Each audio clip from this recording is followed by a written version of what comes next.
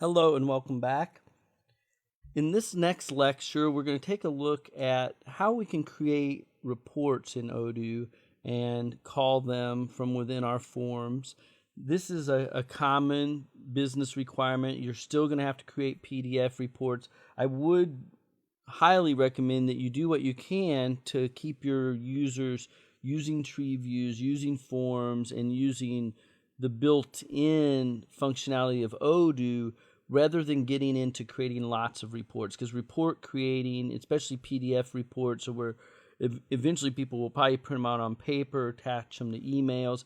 It's not nearly as functional as having good search views, good tree views, and having a good flexible interface. So we want to try to drive users as a developer towards using the Odoo interfaces and the Odoo tools, because report building takes time. It can be a big source of scope creep.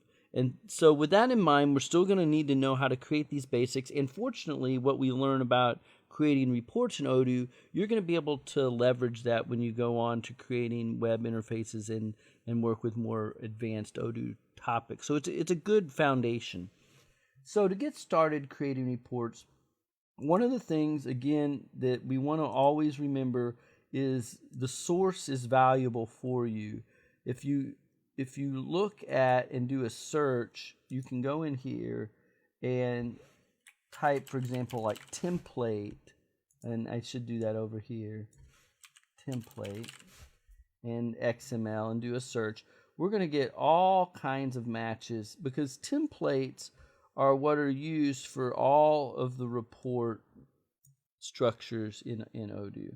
And so if we come down here to sale, look at our sale application, you can see that we got a sale view here, but you also, if we drill inside the views, we have report underscore sale order.xml. So I'm going to double click on that.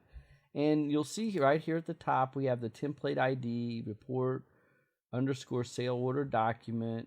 We have an external layout here at the top, and all of this structure and all these things that you see in here is what makes a sale order in Odoo, the PDF file. So I'm picking this example first because I'm going to highly encourage you to go into sale order, make a PDF of a sales order, and then look at the sales order and compare it to what you see here. One of the things you'll notice right here, like in this TIF, that if we're not in a draft or sent, then we have order number. If we are in draft or sent, then it changes it to quotation number. So you can see how Odoo is using the same template for whether it's an order or a quotation. It just changes what it shows. And you can notice other things here, like as where it says your reference, that then it's using this T field to show the client order reference here.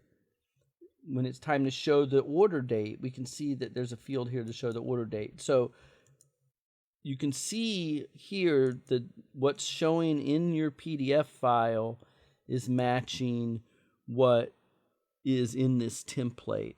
And so now we're going to make our own simple template for our product and our nutrients that are in our product. But it's important that you just kind of understand a little bit about how these templates work. And now this is the template that you get to see, but there's another tag that will actually add the report to Odoo so you can see it as a report in Odoo. So once again, we'll use our file search, and we're going to do a report and do a search. And now you'll see a whole bunch more. There's 60 matches here. And if we click on one of these, let's go down to sale again. So we're working with the same thing. And there's our sale report. And I'm going to double click on this.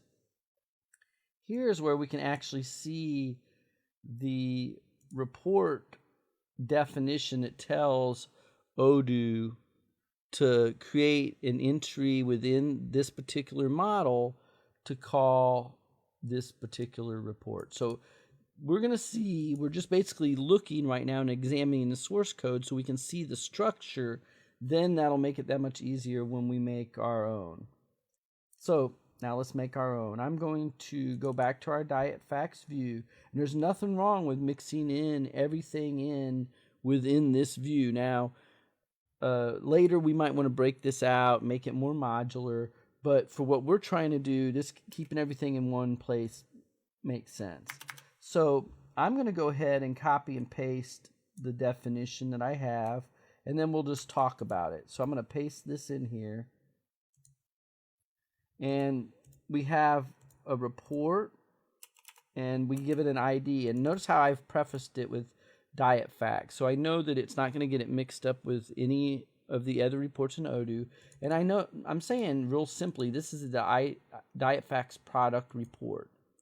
And here we can see our model is going to be product template, which makes sense because we've always been working in product template. And we're going to give our report a name, and we're going to call our report nutrition products. So this gives the name to our report. And we always have a report type. And in this case, any new reports you're going to do in Odoo 8 or Odoo 9, which is, this is Odoo 9, is the QWeb. And then we just give a name for our report and a file that it's going to save when it's time to save the report. Now, as you might suspect, for our template ID that we're going to need to make our template, it's going to be called product nutrition. So we could go ahead and just paste this part right up here. We know that we're going to name our template that, and I'm going to fix our XML a little bit there. Now we're going to go ahead and copy over one of the templates that like we would use and get from somewhere else. So I'm just going to copy this in here, this much of it. So this, what I'm giving you right now, is a template that we would have very common in any Odoo report. And I'm having to fix some of the XML that just kind of got messed up when I pulled it in. And that actually is right. It's just because of some of the copy paste problems, and we don't want to have any problems. So if we look at how we've started this out, we know we're going to need an ending div for the page here, and we need an ending T for the external layout, and we need an ending T for our for, an ending T for our call, and then finally an ending template. Now we could maybe make these a little better, easier to understand by, doing something like that so that they're nested. But really, what we're learning here is that whenever you have a starting tag, you have to have an ending tag. We have a report HTML container, and this is a basically call that will give us a header and a footer for our report. And then notice this one says for each docs t as equals. What this allows us to do is if we wanted to print out 10 products, for example, we could select 10 of them in our report, in our tree view, select them, and then print them all at once. And there'd be one page right here for each of our products. That's all that this does. And so we get our O, this T as O, is our object that we're going to be using and printing things out in our report. So with this right here, I can come in and say H1 nutrition report.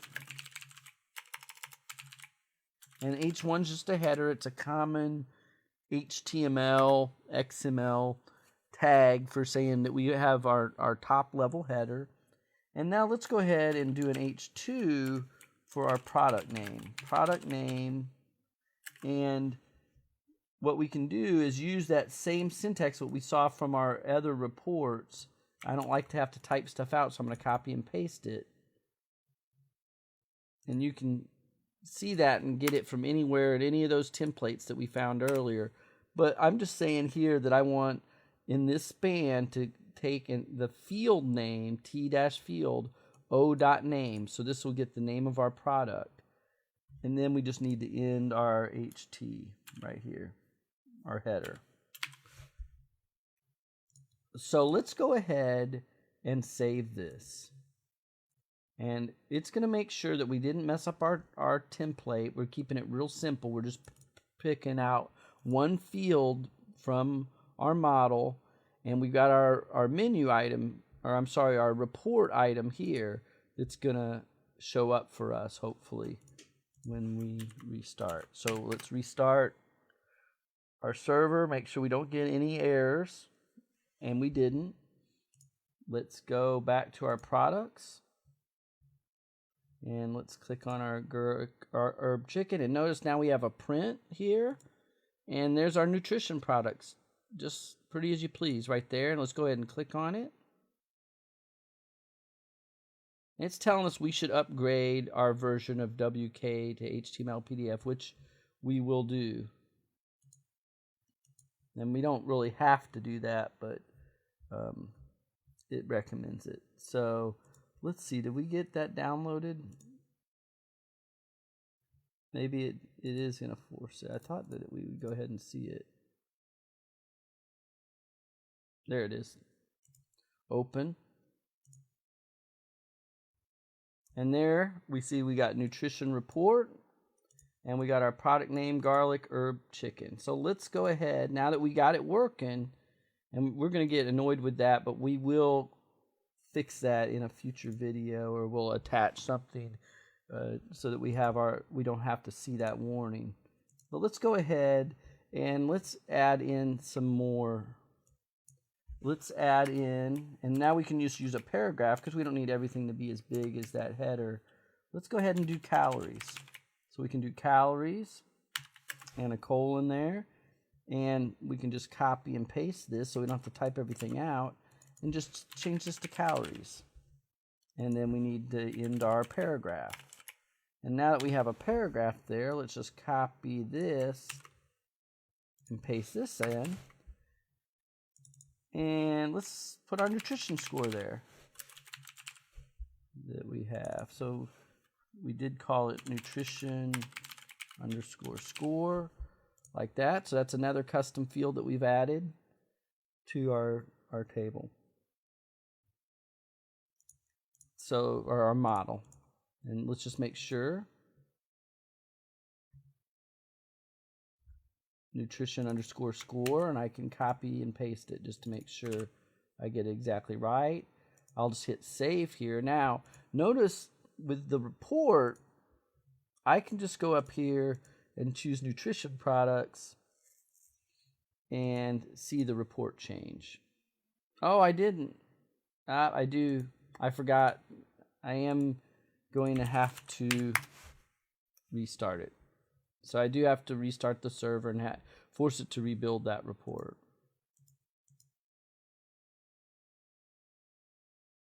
And then we'll do it again.